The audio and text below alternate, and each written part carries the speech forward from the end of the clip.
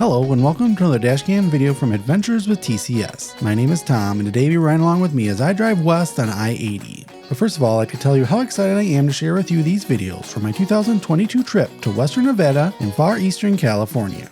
I hope you guys will enjoy riding along with me, and if you do, I'd always appreciate a like or a comment as you join me in fulfilling my channel's core purpose, which is travel down all the best highways that America has to offer. So this video will start off where the last one ended, in Joliet, Illinois, heading west on I-80 over the Des Plaines River. After exiting the Joliet area and I-80's interchange with I-55, we'll continue west on this foggy morning in September, passing by the towns of Minooka, Morris, Ottawa, and finally LaSalle, which is where this video will end.